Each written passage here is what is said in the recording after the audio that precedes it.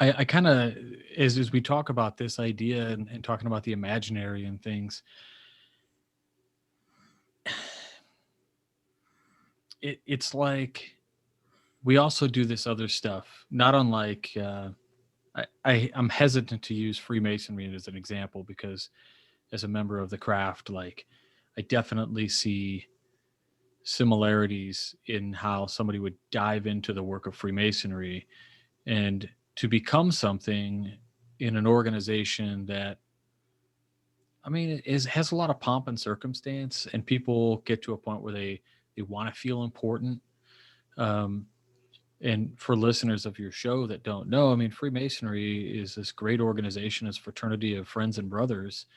Um, but also there are like honors and things that a man, or if you're in female craft masonry, like a woman also, like what, it doesn't really matter, but uh, people can get obsessed with kind of this title and thing. And then there's these like two directions you can take. One direction is like this search for never ending honors and kind of Masonic idolatry.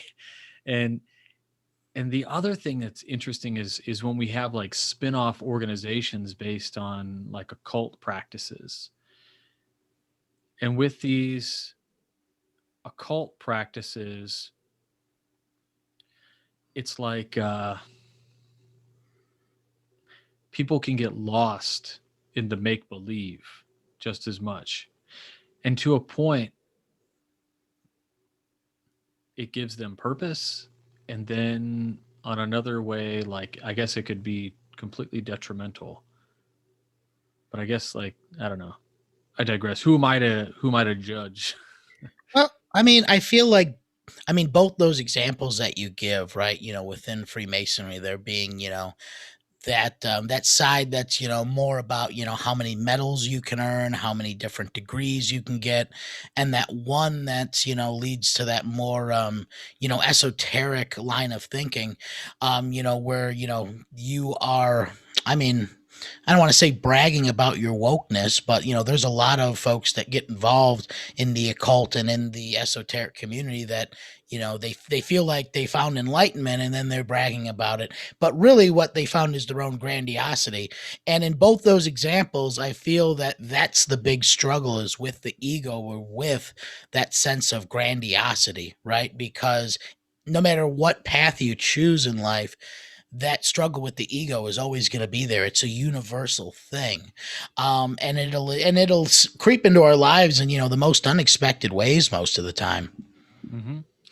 Yeah, I often think about some of the more use the term grandiose, and when I hear this title of grandiose in Freemasonry and kind of like occult thinking, one name that always kind of pops up that I'm always thinking about is like C.W. Ledbetter.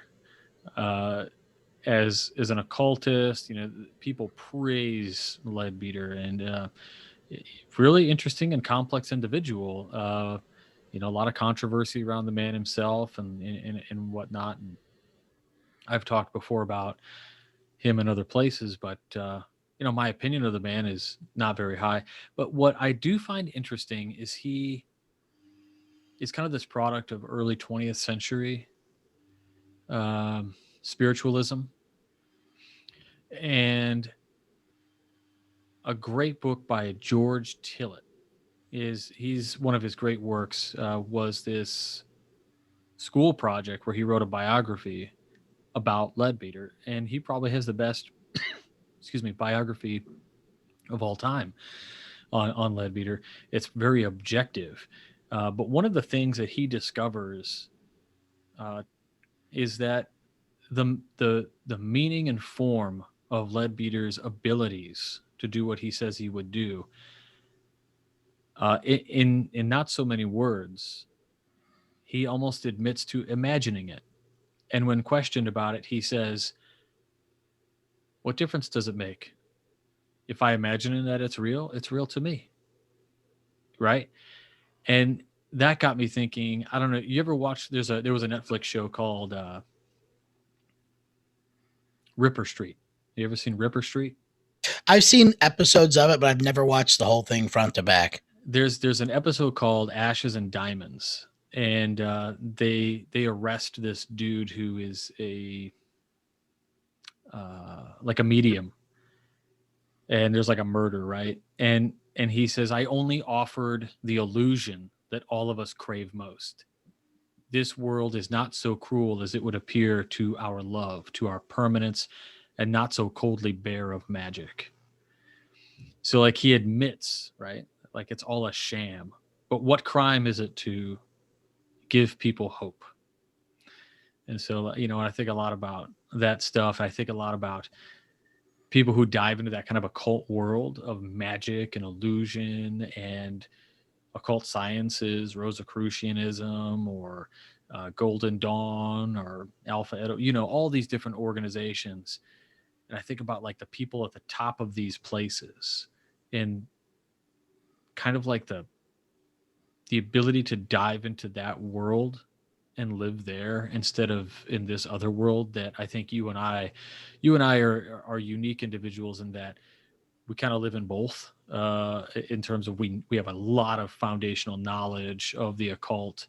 We're um, I mean, I won't speak for you, but as a practicing occultist in some areas of my life, um, but I also have to wake up every morning and go to work and do real life things and live here and accomplish the stupid stuff so that so that we can do the other stuff. I don't know. Yeah, yeah. I mean, I mean, anybody, who, studies, well, I mean, first off, I'll say that any sort of spiritualism, whether it was the spiritualism of, the occult reformation, whether it's occultism, whether it's, folks, posing as yogis, right? There's always going to be charlatans in all of those groups trying to manipulate people to exert power over them. And whether you're, you know,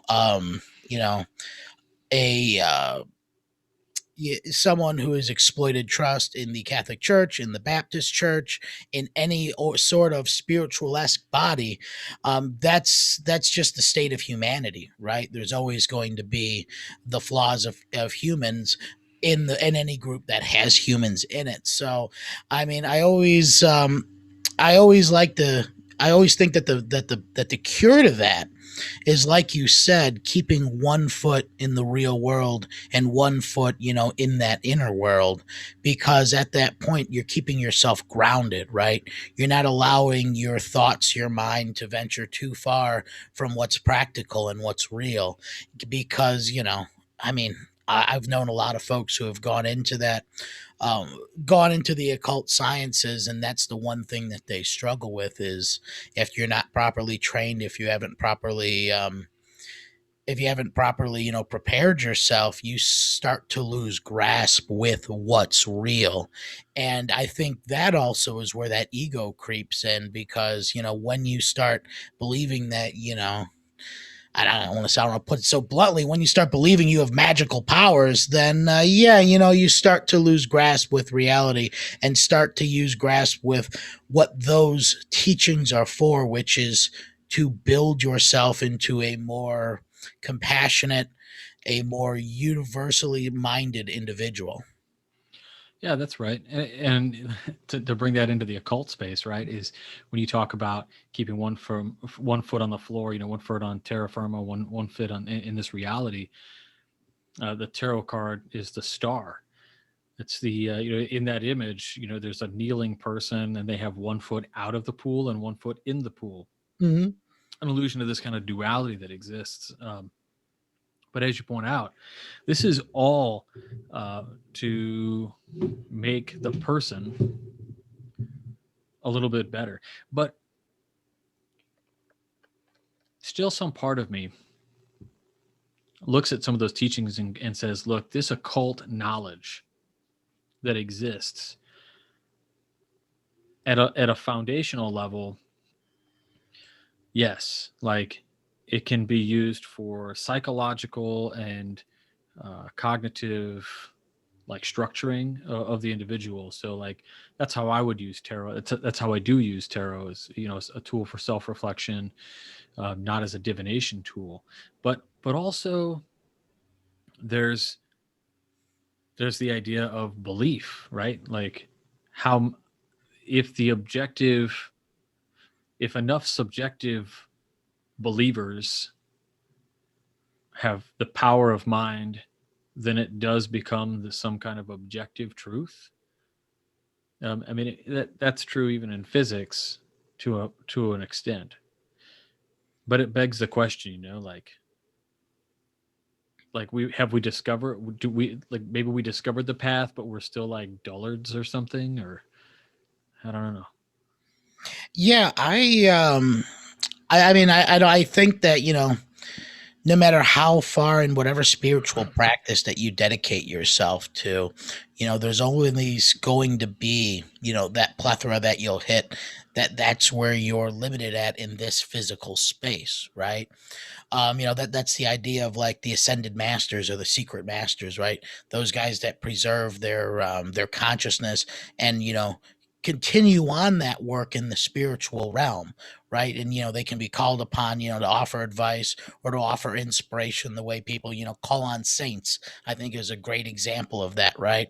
These were individuals that thought that their spiritual dedication was so important that they sacrificed their physical beings for that spiritual essence and for that spiritual lesson, so they become these ascended masters to continue on that spiritual work and to be there as, connection points that we can make, in that higher spiritual realm, right?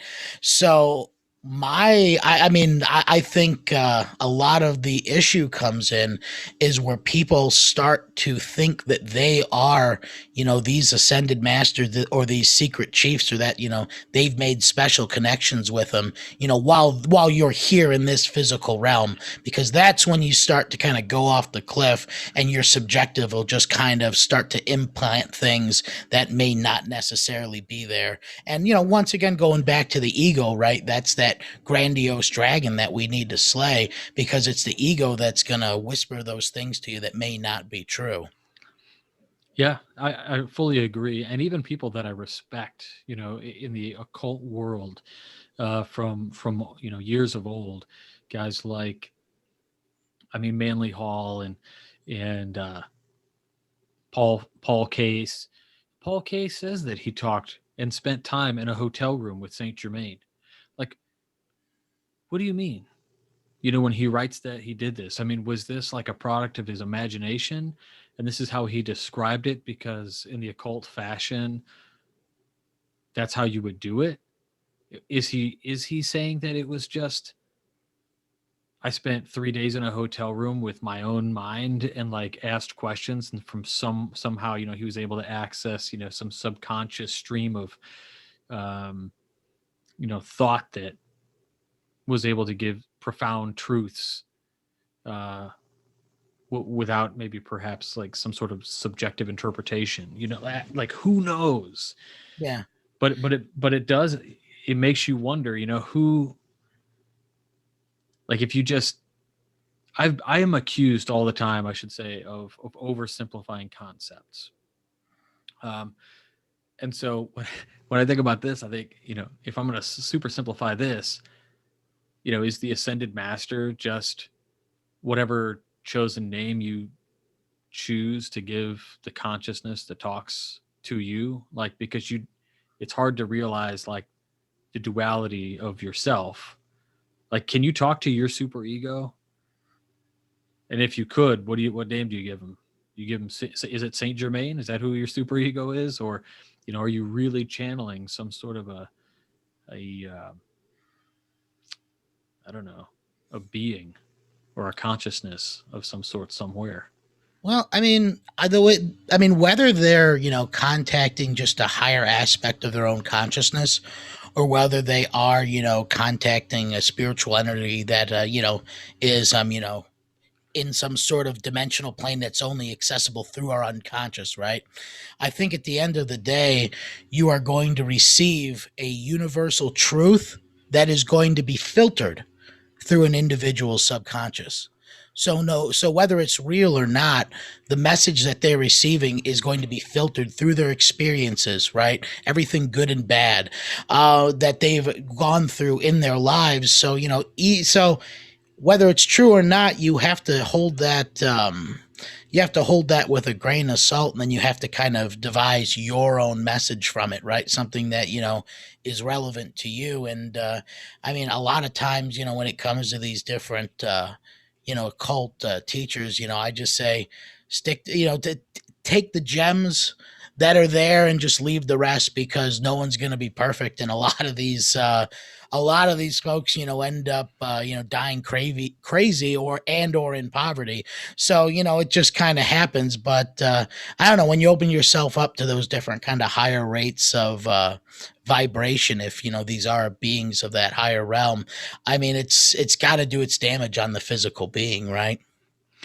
Oh yeah, yeah. I mean, if you thinking about, I mean, just on the spiritual side of things, you have to treat it. I think the modern occultist has to live the salad bar version of the buffet version of occult teachings today, and the reason is because we have the gift of history, we have the gift of uh, parallel reading and contextual understanding, um, and even in the culture of today where we are kind of evolving into, and I don't mean this in a derogatory or a negative way, but we have this in vogue thing right now that is, of course, judging the past by the standards of today, which can be dangerous on a multitude of levels. And I think it's completely appropriate in some circumstances, and in others, it's probably not okay to do. Um, but when I think about that, I mean, you look back at guys like Steinmetz and Krieger, and there's some cringeworthy things in some of what they wrote. You can look at mainstream religion. I mean, look up the cartoons from Mormonism that came out. They described things like African Americans um, as reincarnated beings who did poorly in a previous existence. Like, I mean, I don't care where you come from. That is a teaching that has a foundation in racist ideologies. Um, I mean, it's just crazy. So yeah, we have to live in a world that's like more of a salad bar, right? Like you should be able to kind of go from place to place and find truths that make sense. And I think science is getting to a point where mainstream science, anyway, more so in the realms of physics and quantum mechanics and things of this nature, these more complex but very popular subjects now with today's spiritual people, um, because they're validating each other, really. Um, when you talked about opening yourself up to these kind of higher vibrations and being damaging, I mean, you can think about that on a psychological level, but also on a very practical, real, and scientific level.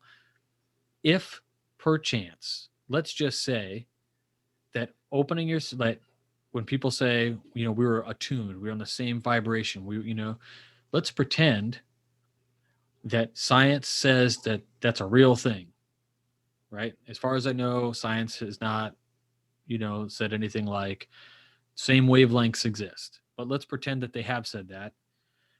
And what if you get on a wavelength of some spiritual being, uh, like wavelength, and this all implies a sense of radioactivity.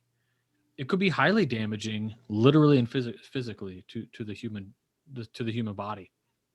Which, I mean, you could go anywhere you want. I mean, if your listeners can see my poster in the background, I'm a big like believer, or I should say, I want to believe uh, in things like outer world beings and extraterrestrials and in visitations and all that stuff. Like I'm really interested in the whole topic, but thinking about even like abductees and stuff when we look at